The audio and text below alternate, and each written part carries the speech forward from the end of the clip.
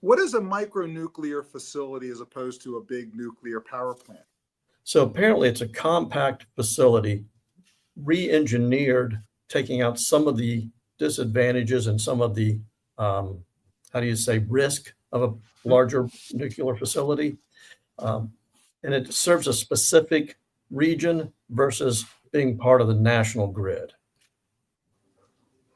Yeah, and to that point, Charles, you may or may not be aware, but literally like within the last couple of weeks, Denver announced that they've launched a study to evaluate building a small nuclear plant out by the Denver airport, both to support the long-term growth of the Denver airport, but also to support growth around it, particularly data center development.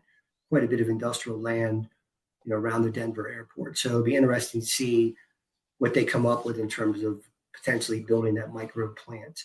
The last point I'd like to make on the whole energy situation is there's only 40% of electricity made in Maryland or Marylanders. The rest of it comes from another state. And so that's part of the issue is why they try to use so many different other, solar, wind turbine and other to build up uses. They also spend a considerable amount of money trying to diminish the use of electricity, for instance, LED lighting and incentive programs for that. So they're trying to be collaborative, but there's going to have to be more facilities. Absolutely.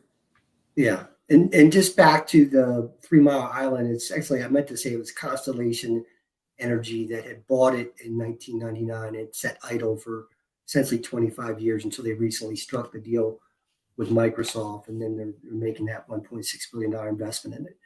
So just in terms of outside of those examples of trying to meet the energy demand, there's a lot of other initiatives through different construction techniques and development that are going on. You're seeing more renewables as part of the build and supplementing traditional power sources.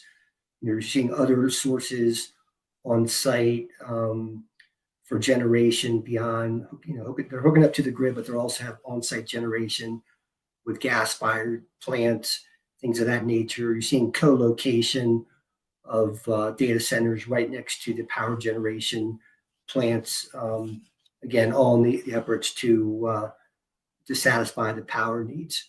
So you're moving away from that. I mentioned earlier what some people term as a scarcity of supply, land, power, and permitting. We talked about the power, but from as far as the land goes, I mean, particularly in our region, the Washington D.C. region, looking at Frederick County and some other areas, we have a lot of land, but there are other constraints, and power is one of them. But also, as many folks know, data centers are, they're very loud, so they're seeing a lot of community backlash against data centers, and it's slowing down the entitlement process. And just by way of example, in Frederick County, there actually was just within the last few weeks or last couple of months, a temporary hold on any new site plans coming forward and or permitting for data centers. So essentially there's a hold on. Also in Prince William County, Virginia, there was a high profile, very large data center on roughly 1,000 plus acres next to the Manassas battlefield. It's been trying to start construction, get site plan approval for the last couple of years, and it's been a contentious fight there.